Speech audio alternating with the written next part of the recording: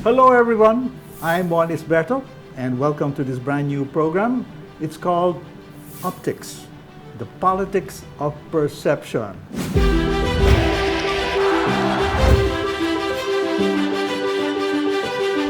Two joints. Yung pinapangarap po nating bansa. Pagandahin po natin ang ating minamahal na bansang Pilipinas.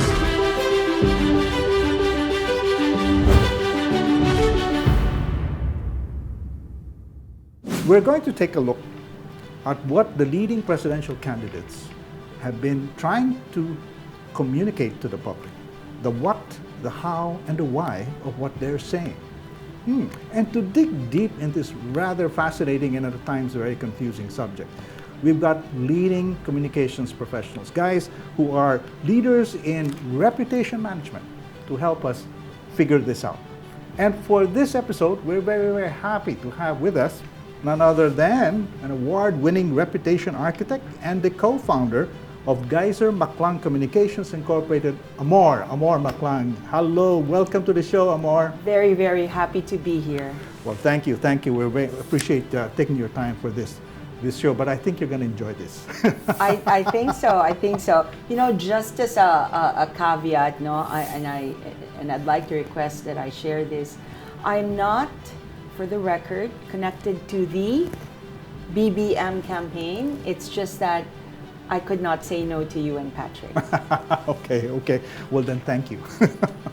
But you know, your experience is going to be very valuable in helping us, the public, understand this really fascinating subject. Because you know, the way I introduced this subject to myself is, I remember this incident when my 12-year-old granddaughter watched with me this fascinating documentary. You know, remember The Kingmaker? And Mrs. Imelda Marcos came to that point in the show, which she said, she said, perception is real, the truth is not. And my granddaughter laughed. But when you think about it, in politics and in elections particularly, perception, optics, is what drives the show, isn't it? What do you say to that? You know, you're absolutely right. Certain instances when the two really fork out. Personally, what I strive to do is try to make perception and reality as close to each other as possible, if not the same.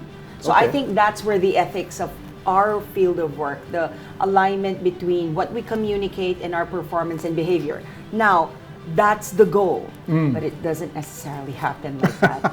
You're absolutely right. I think there's a lot of variations. Absolutely. Anyway, let's start going to our subject. For our first episode, we'll be taking a look at how the campaign of Ferdinand Marcos Jr. is going. Okay? He's, of course, based on the surveys, the leading candidate so far, up to this point. We'd like to take a look at what his communication strategy has been. And you know, a good way to start this is let's show a nice video. Okay? I think this is the video that's intended to set the tone for his campaign. Okay, let's take a look at that.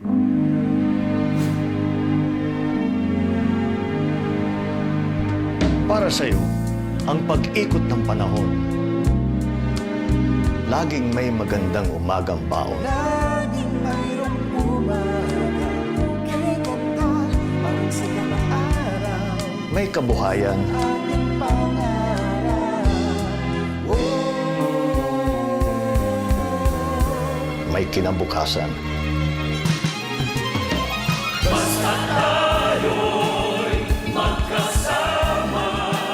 Dahil sabay-sabay tayong lahat babangon.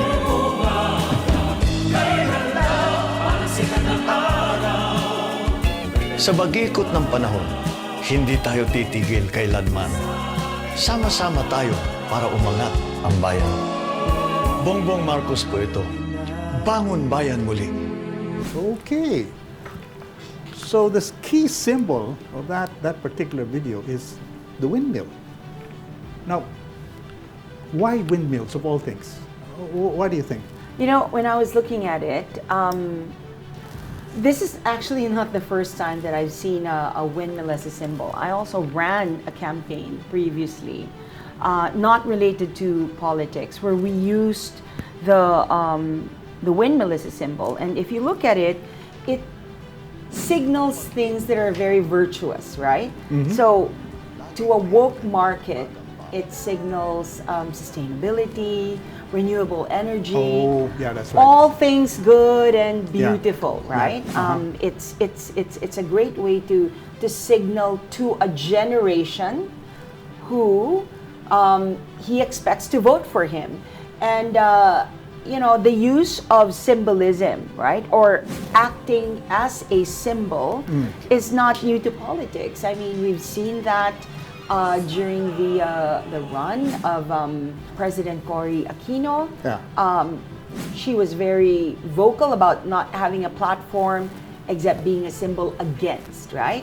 Or even Pinoy himself said, I am a symbolic candidate. Erop, right?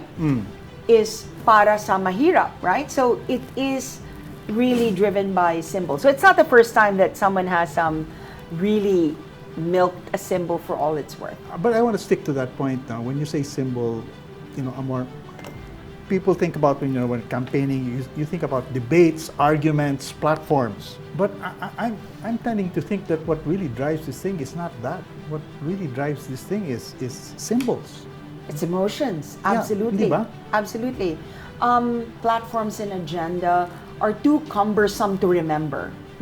And at the end of the day, in a land of telenovelas and K-dramas, the narrative is very simple, good versus bad. He's never said anything negative about anyone. And part of the reason why he has deliberately excluded himself from debate, which is intrinsically all about tearing down an opponent, is because that is not what's going to resonate to a very millennial audience. I mean, every signal that was in that video spoke to the right target market. No? Okay. The two biggest media channels of this generation, TikTok and YouTube, he has mastered how to manage that channel. Okay. He's even called out in radical transparency and saying, election po ito, so expect na maninira po ang iba. And despite that, kailangan po nating magkaisa, right? Okay. So to a woke millennial generation, that's like candy.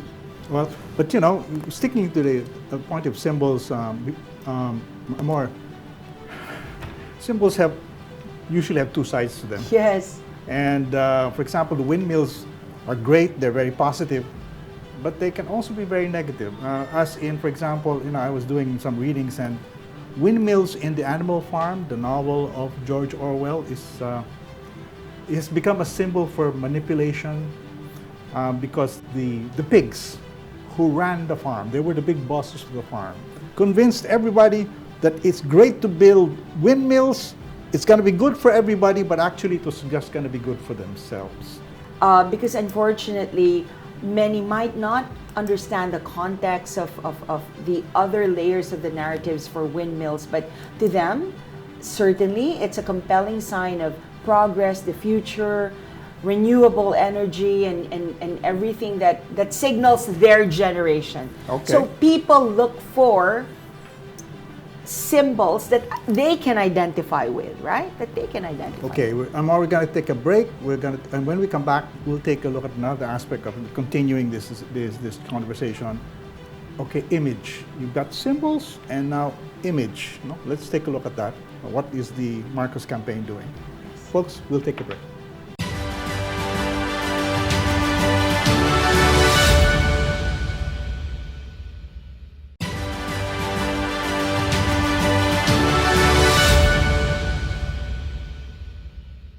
Okay, welcome back, folks. Tuloy po natin ang discussion with Amor, and we're taking a look at the optics of the presidential campaign of Ferdinand Marcos Jr. And now we'll take a look at image. Okay, this is another thing that you do a lot of as well, Amor. Okay, what's the main messaging that Marcos Jr. is doing using images? Okay, so beneath the image is the narrative. And I think that's what fuels any of the symbols that are put out here. The first of the compelling narratives here would be a hearkening back to the golden era, right? The golden age of the Philippines as how it's being presented, which is the Marcos era. And they're talking about an 8.7% increase in growth, or even all the edifices that were installed at that time. And look at this, look at this, right? So he's dressing up very much like his father did. Oh, absolutely. Which brings us to the second narrative, which is that he is the anointed son, right? The anointed son. I was actually mentioning to you how I feel like Senator Aimee could actually equally do a good job, right? Potentially as a candidate, but it's so strategic that it had to be BBM.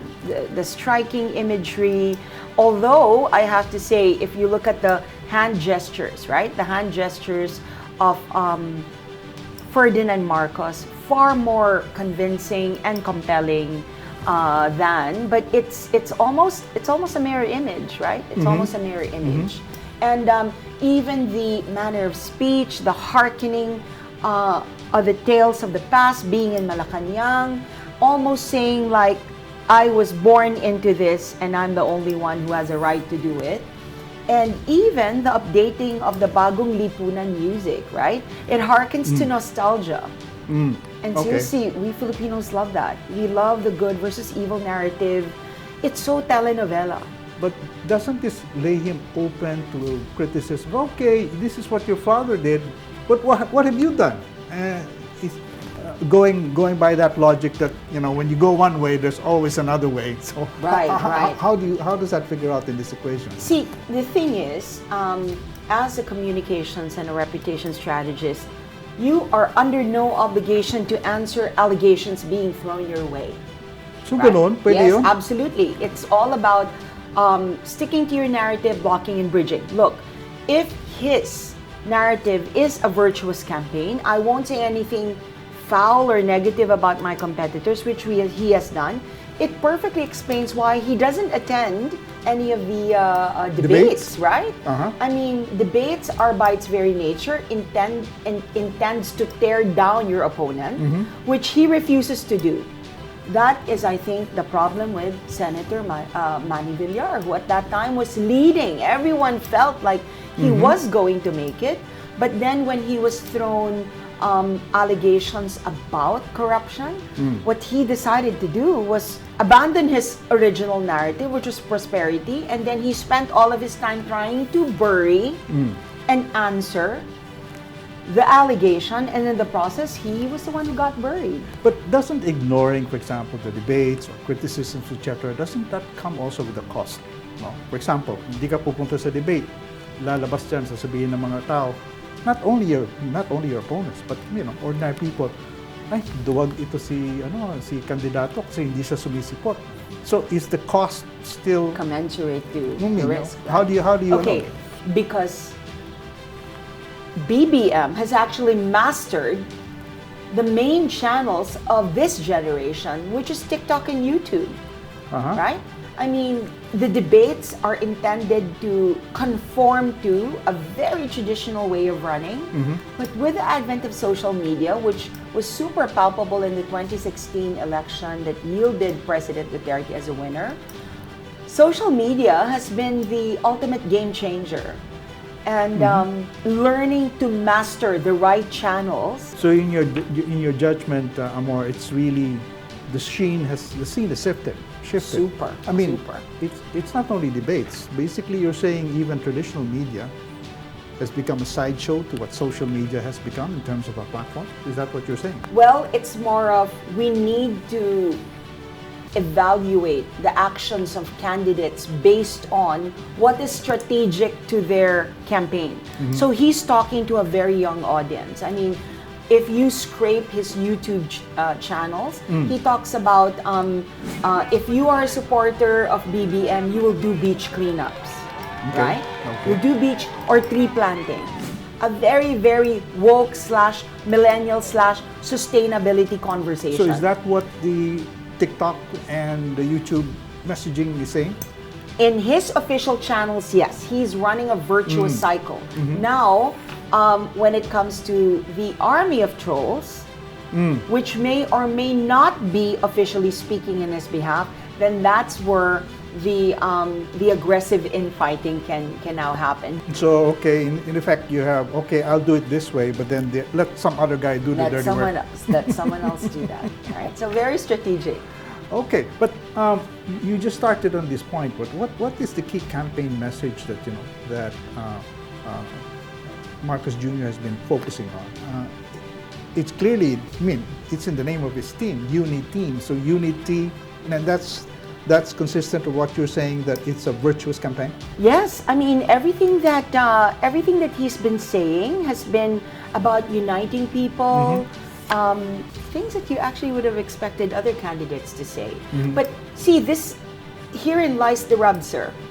All the other candidates are so focused on trying to tear him down that they're now abandoning what their real, positioning is. So all of a sudden, their brand and their positioning is being defined by their position for or against BBM.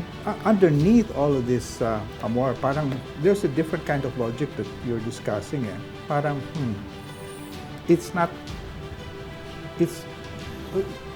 what is your identity as a person? What is your identity as a candidate? No, how do you define that? You see, you're saying here that you can't define that by negative campaigning. You can't define your identity as a candidate versus another candidate, right?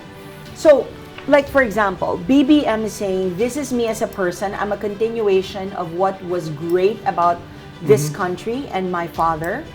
And as opposed to everyone else, I mean, I've evaluated other candidates. A lot of their proposition is either nebulous at best or something against BBM, right? Okay. It's against BBM. Well, this discussion really has me floating, Amor, because perception seems to be somewhere here, and then the truth or reality is somewhere else, and and you find that a lot of times they don't come together. Like, for example, just the symbol of this one. Actually, the Ilocos Norte government didn't have anything to do with building the windmills. It was built by a private company with loans from the Danish government. What you're basically saying, Amor, is that reality doesn't matter so much when it comes to the messaging. Okay, two things. He would not be the first one to do cultural appropriation of symbols, right? Okay. So many others have done that. I mean, and he is not without precedents. Like his father talked about Maharlika and really what could have been great about this country, right? So and then the thing about reality and reality and truth. It's not that perception and reality don't jive. It's just that there are multiple versions of the truth. What do I mean by that? Okay. What could be true for certain millennials might not necessarily be true for their parents, and it might not be true for their grandparents. Okay. Right? So let me maybe leave you with this. I do a lot of work in the provinces. I mean, in areas that you're probably not even allowed to go as a corporate executive. And do you know that their understanding of EDSA at that time is totally different? The narrative of EDSA in Metro Manila is different from how it's seen in the provinces. Okay. Totally different. And that's probably why he's gaining ground everywhere else. Your logic is that on the whole, he's betting that this image is a plus rather than a negative, rather than a divisive factor in the campaign. If the surveys are to be believed, then it's clearly a plus, sir. And there is a faction of the community that you can never really win over. So, for example, those who are ardently against martial law and the ensuing narrative that laddered up to EDSA, from a strategy point of view, wala kang magagawa dyan. You can't apologize, right? Because if you apologize, so this goes to that Villar phenomenon I shared earlier. If you apologize for the sins of your father, which he has not done, at least to the eyes of the other camp, it would be playing into their narrative. So in his case, it's like, I'm going to stick to my narrative, which is, ironically, a virtuous narrative. Regardless of what you say, I'm not going to get sucked down. All your criticisms and the issues, which you can very easily foist upon me during a debate. Okay, now we're going to take another break more, and we'll take one final look when we come back at what this campaign is headed to. In fact, in terms of symbols, we've got another picture here. We'll discuss that when we come back.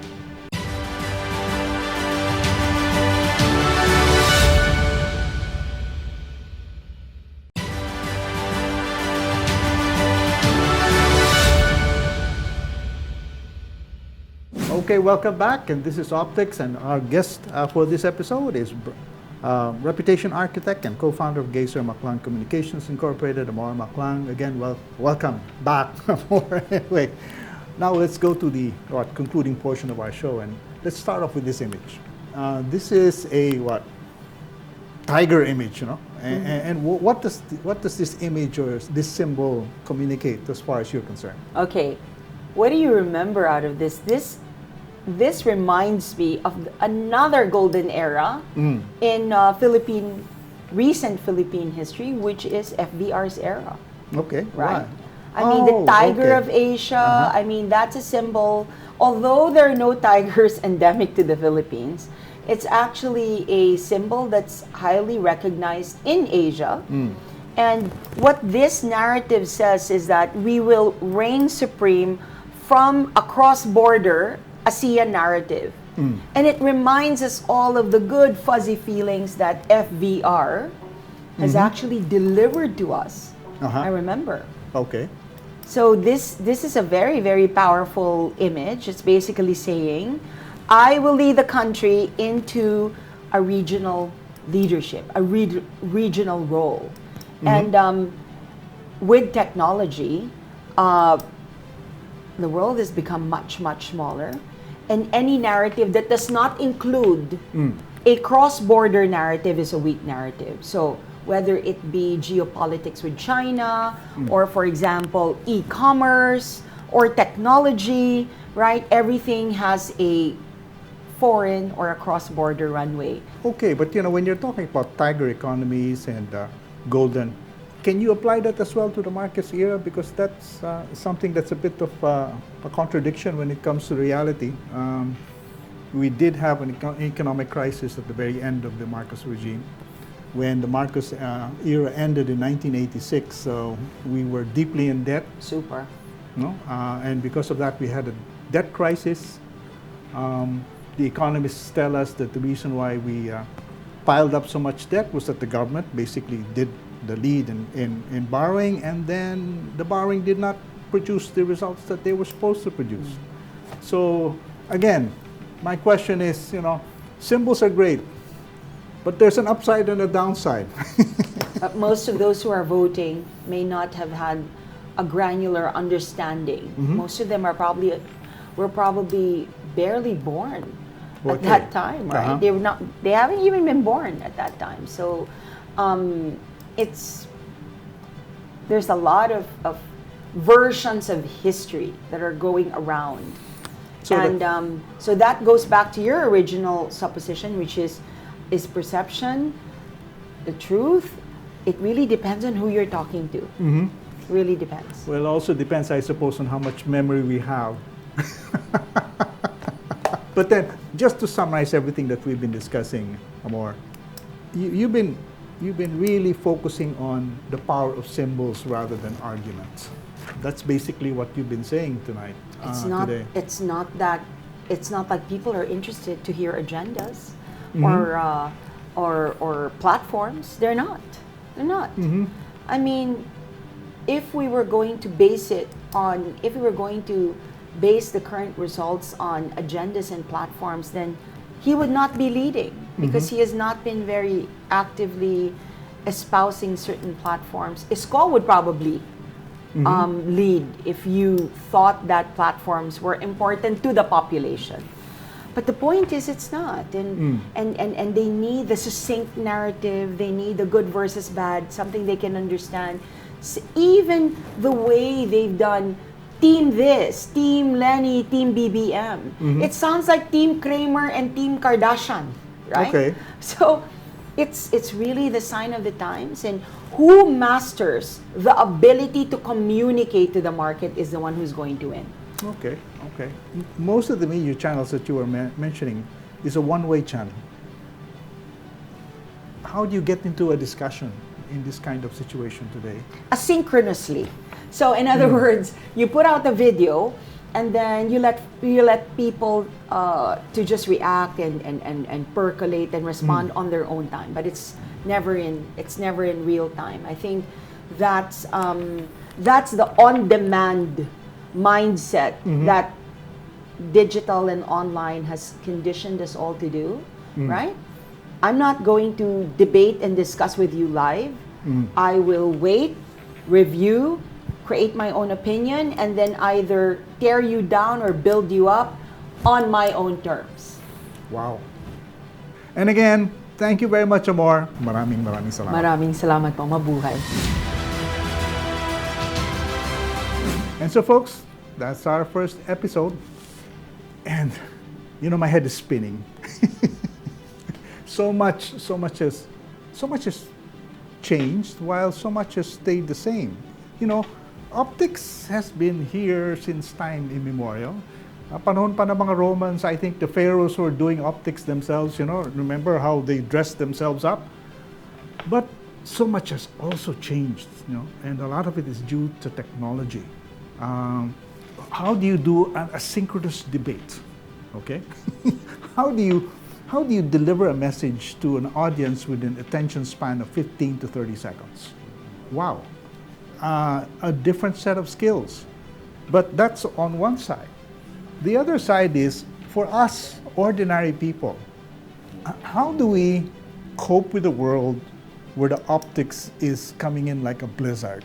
Para siyang bagyo, no? I mean, and it's coming at you from all sides, not just traditional media, but coming it from your phone, in your laptop, whatever. I hope that you will keep watching the show, because we're going to help you get through that, because optics is great, but at the end of the day, we need to get to the truth. We need to understand what's really happening and what people are really saying. That's what the show is all about. So keep watching. I'm Mon Isberto. This is Optics, the politics of perception.